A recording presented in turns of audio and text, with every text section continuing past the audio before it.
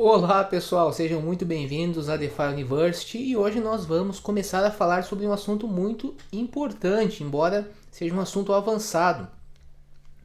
Certamente você já ouviu falar que os dados na blockchain são públicos e que qualquer pessoa conseguiria fazer a leitura desses dados e tirar benefícios dessa publicidade. Do mesmo modo, você já deve ter ouvido falar que os dados são o novo petróleo.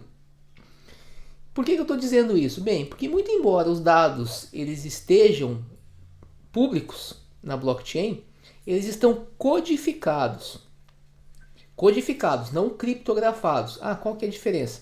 Nem todo dado criptografado necessariamente está codificado. A codificação, tecnicamente chamada de serialização, é um processo realizado para facilitar principalmente a transferência dos dados pela internet, no caso, entre os integrantes da rede Ethereum, no nosso caso específico, os nós. Então, você já deve perceber que é de fundamental importância compreender como os dados que estão na blockchain podem ser decodificados, porque é a partir daí que você vai extrair, de fato, valor desses dados para o seu negócio. Um exemplo prático. Imagine, por exemplo, que você quer criar um robô de investimento. Caso você não saiba, as transações que são enviadas, por exemplo, para um protocolo DeFi, que vai fazer uma compra, por exemplo, de tokens, elas antes de estarem na blockchain, elas vão para um chamado mempool, ou um pool de transações. Esse mempool vai ter várias transações e o minerador, o que ele faz? Ele pode selecionar algumas dessas transações e utilizar como critério, inclusive, aquelas que vão lhe pagar mais em termos de tarifas. Uma vez que ele pega essas transações, ele vai incluir num bloco e aí esse bloco pode ser incluído na blockchain. E o que acontece? Muitas pessoas pretendem tirar proveito disso, uma vez que elas, por meio de software e da decodificação desses dados, elas conseguem analisar que tipo de transação que vai ser feita. Então imagine que, por exemplo, vai ser realizada a compra de uma quantidade de tokens, uma compra significativa que possa provocar uma alteração de preço. Você, com base com essa informação, você pode certamente criar toda uma estratégia de negócio. Não vamos entrar aqui, ainda não está se isso é ético, se não é, se isso seria um caso aí de front running similar ao que acontece no âmbito do mercado de capitais, que aí nós já iríamos muito a fundo. O fato é que isso é uma realidade hoje, é uma característica da rede, essa publicidade, certo? Então, pessoal, o que nós vamos aprender nessa série de vídeos? Nós vamos começar a estudar a decodificação das transações e como que as transações aparecem efetivamente. Vamos dar uma olhada lá no Etherscan. Deixa eu acessar para vocês aqui, ó. Então observe, aqui eu tenho o exemplo de uma transação. Deixa eu voltar aqui. Quando nós acessamos o Etherscan, eles já possuem um software capaz de fazer essa decodificação, então você já recebe as transações neste formato. E aqui você tem, por exemplo, o Transaction Hash. Nós vamos ver como isso aqui é criado efetivamente. Mas os dados efetivamente eles estão aqui. Ó. Se eu clicar Get Raw Transaction X, eu vou ter uma sequência de números e letras, certo? Nós vamos ver que tipo de notação é essa, né? Mas basicamente é uma escrita no formato hexadecimal. E é aqui que efetivamente estão todas as transações que estão aqui, como por exemplo, qual que é para quem que está sendo enviado esse valor, qual que é o valor que está sendo enviado.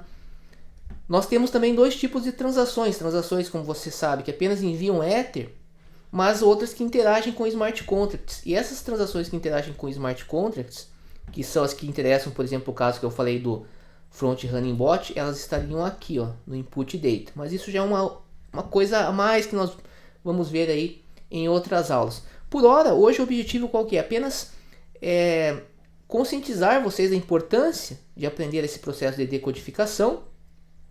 E nós temos algumas informações sobre isso. Aqui, por exemplo, você tem um método utilizado para realizar esse processo de serialização. Um dos métodos, né, que é o Recursive Length Prefix, ou RLP. E há também alguns artigos explicando como você vai aplicar este processo de codificação, porque se as informações elas estão codificadas, pressupõe obviamente um conjunto de regras de codificação, assim como um conjunto de regras de decodificação. Porém, essas informações elas estão razoavelmente complexas ainda em artigos em inglês, que costumam ser bem didáticos.